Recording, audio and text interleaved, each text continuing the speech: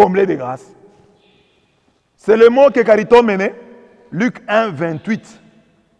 Il fait débat entre catholiques et protestants. Louis II traduit de manière tendancieuse. Il dit, toi à qui une grâce a été faite. Traduction tendancieuse. Mais il convient de dire comblé de grâce, parce que la nouvelle version de Louis II, la nouvelle Bible II, de 2002, a déjà corrigé cette erreur. Chers protestants, on a déjà corrigé. Nouvelle Bible II. Elle note ici Luc 1, 28. Regardez, si vous avez la nouvelle Bible II, vous trouverez que c'est écrit « Réjouis-toi, toi qui es comblé par la grâce ». Ils ont compris que Louis II avait mal traduit.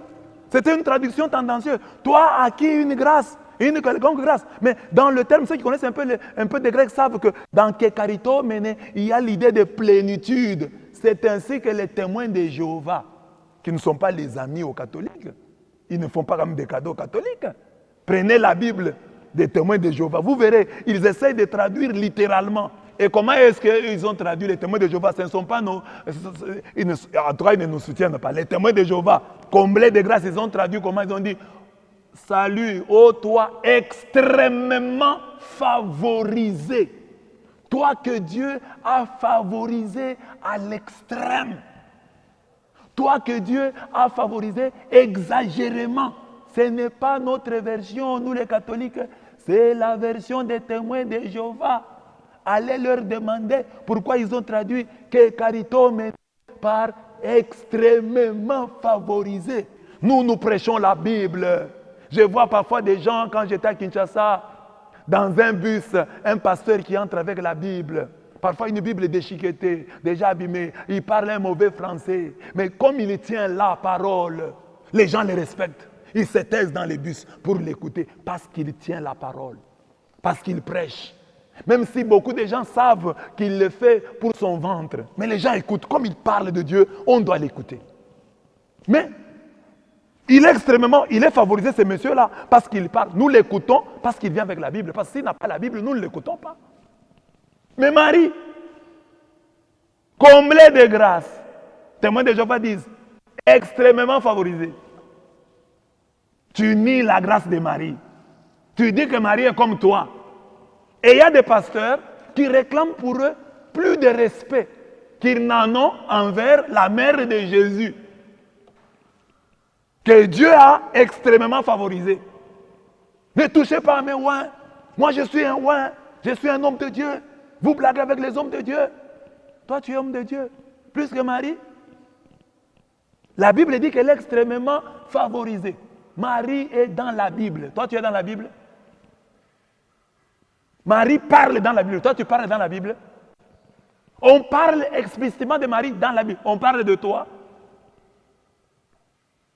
Tu n'es ni dans la Bible ni dans le dictionnaire. Mais tu fais beaucoup de bruit pour rien. Impoli spirituel que tu es. Tu es un impoli. C'est de l'impolitesse spirituelle.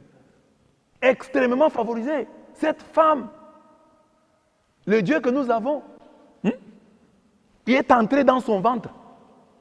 Si tu crois que Jésus est Dieu, Marie est extrêmement favorisée parce qu'une personne humaine a pu porter Dieu dans son ventre. Dieu a grandi dans son ventre. Jésus est-il Dieu? Oui ou non? Il est Dieu.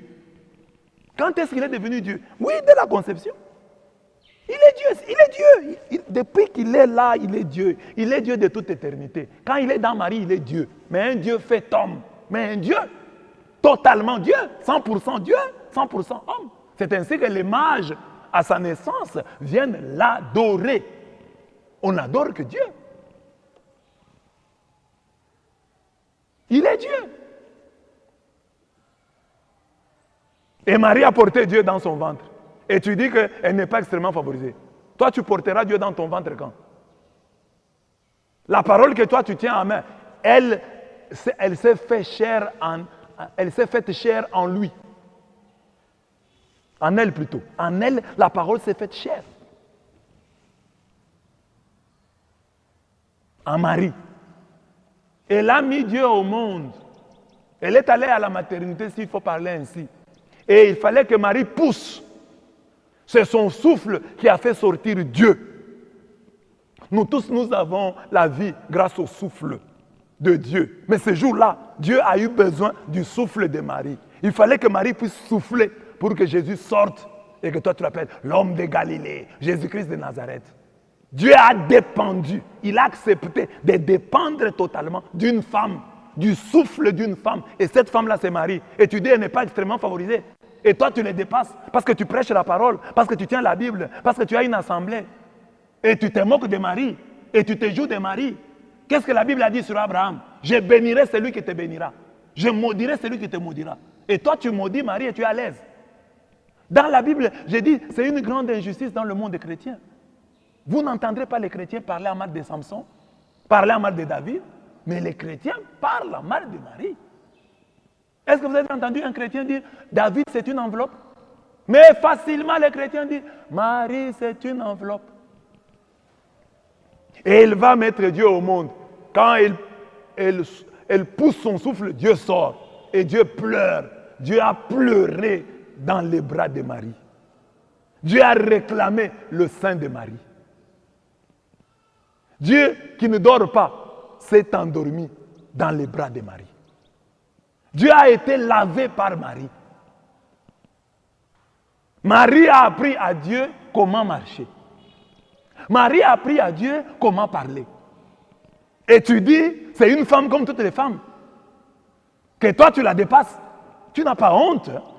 Et les gens qui t'écoutent, sont, vous tous, vous êtes une assemblée de démoniaques. Comment des gens peuvent écouter un pasteur comme ça qui se moque de la mère de Dieu? Et toi, chrétien, qui est dans cette église-là, tu pourrais te moquer de la mère de ton pasteur? Et lui, nous les catholiques, nous disons, nous aimons tellement Jésus, notre amour pour lui est tellement grand qu'il réjaillit, il va même jusqu'à toucher Marie. C'est tout à fait normal. Dans la vie de chaque jour, si tu aimes quelqu'un, tu vas aimer ses frères, tu vas aimer ses soeurs, tu vas aimer sa mère, tu vas aimer son père. Comme nous aimons Jésus, nous aimons sa mère. Et nous disons qu'elle est extrêmement favorisée. Elle est comblée de grâce parce que concevoir, avoir Dieu. Les branhamistes respectent Branham parce que, disent-ils, il avait une colonne de feu. Mais Marie, il a Dieu. Pas la colonne de feu, c'est un signe de la présence de Dieu. Mais Marie n'a pas un signe, c'est Dieu en elle. Pendant 9 mois, on respecte des pasteurs. Oh, ce pasteur-là a vu Jésus en rêve, en songe. Il a eu une vision de Jésus, on le respecte. Ah, Motonanzambe. Mais Marie qui a porté Dieu, Dieu dans son ventre, qui a vu le caca de Dieu, qui a vu les urines de Dieu, qui a lavé Dieu. Et tu dis que c'est une femme comme toutes les autres. Respecte Marie. Un peu de respect, s'il te plaît. Même si tu ne peux pas faire le rosaire comme moi, mais aie du respect pour Marie. Et vous, chrétiens, qui êtes dans cette assemblée-là, puisque les pasteurs vous prêchent le respect. Faites comme le dit mes pasteurs, vous pouvez avoir quand même du respect pour Marie. Même si vous vous attaquez aux catholiques pour ce qu'ils font. Mais quand même, Marie, elle, mérite le respect. Mérite le respect. Et qu'est-ce que les catholiques font de mauvais? Dire, répéter une parole de la Bible. Je vous salue Marie, pleine de grâce, c'est biblique. Le Seigneur est avec vous, c'est biblique. Tu es béni entre toutes les femmes, c'est biblique. Et le fruit de tes entrailles est béni, c'est biblique. Sainte Marie, Mère de Dieu, sainte, biblique. Marie, biblique. Mère de Dieu, biblique. Prie pour nous, biblique. Pauvre pécheur, biblique. Maintenant et à l'heure de notre mort, biblique. Amen, biblique. Tout est biblique. Un jour, je vais faire un enregistrement seulement sur montrer la biblicité de chaque mot de l'Ave Marie. Donc, respect pour cette femme, comblée de grâce. Comme Dieu l'a honorée, nous devons l'honorer. Comme Dieu l'a bénie, nous devons la bénir. Dites du bien de Marie. Vous dites du bien de votre pasteur que vous ignorez. Ça peut être un magicien, un sorcier qui vous trompe, qui vous a déjà envoûté. Marie a envoûté qui? Marie a trompé qui? La Bible dit elle-même, elle est comblée de grâce. La version catholique te dit votre propre version. J'ai donné ici. Nouvelle Bible seconde, ce n'est pas ma version, ce n'est pas une version catholique. Les témoins de Jéhovah qui sont des ennemis de l'Église catholique disent qu'elle est extrêmement favorisée. Mais quand Dieu favorise quelqu'un à l'extrême, ça signifie quoi? Posez-vous des questions.